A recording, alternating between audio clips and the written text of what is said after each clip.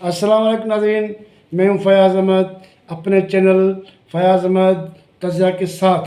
नाज़रीन, आपसे गुजारिश है कि मेरे चैनल को सब्सक्राइब करें और बेल आइकन का बटन दबाएं।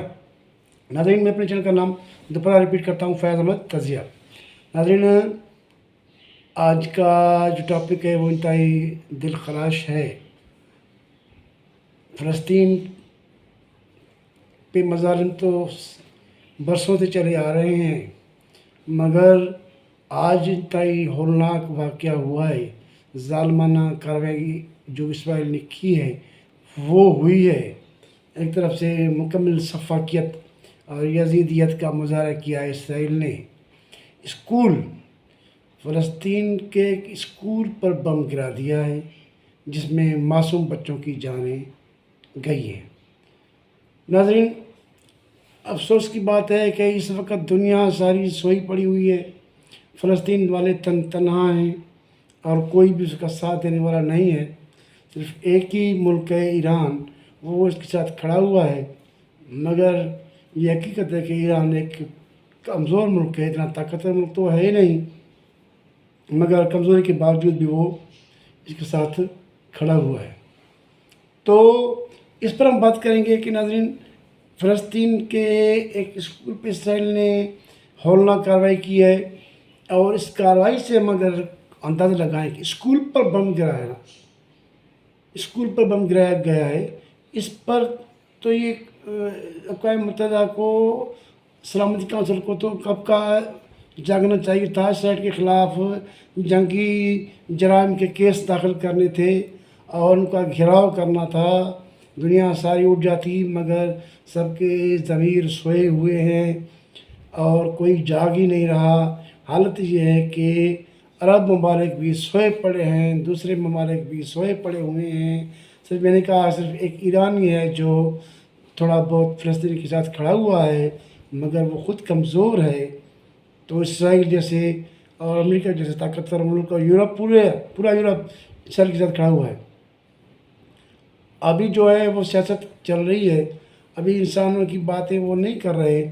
फ़लस्तीन के साथ जो नाइंसाफ़ियाँ हो रही हैं, स्कूल पर बम्बारमेंट करके 100 से ज़्यादा बच्चों को शहीद करना, ये कौन सा इंसाफ है?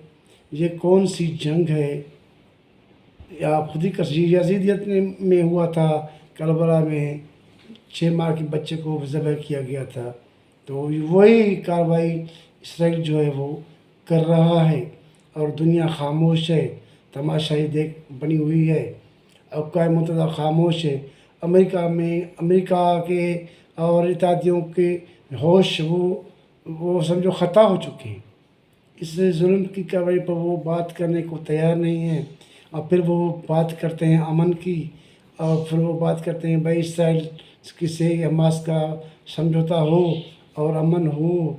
भाई अगर अमन हो, समझौता हो, तो आप ऐसी गैर इंसानी कार्रवाइयाँ तो रुकवाएँ।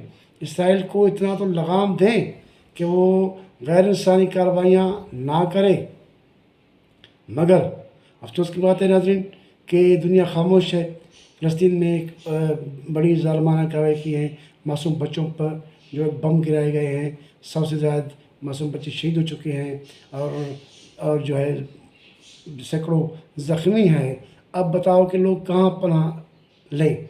उनके घर तबाह कर दिए गए हैं, हॉस्पिटल्स तबाह, अब स्कूल जो थे वो भी नहीं बचे। अब लोग कहाँ जाएं, कहाँ अमन की तलाश करें?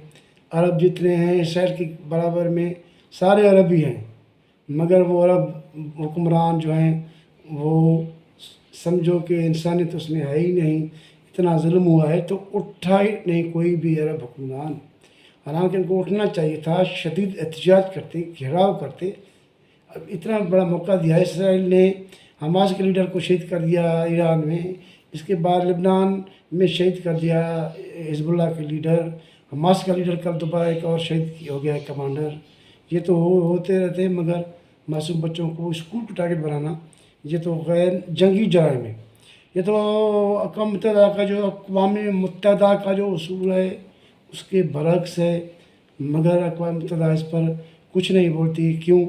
क्योंकि उस पर अमेरिका और उसके इत्तेहादी काबिज़ हैं और उन्हीं का वो गलबा है।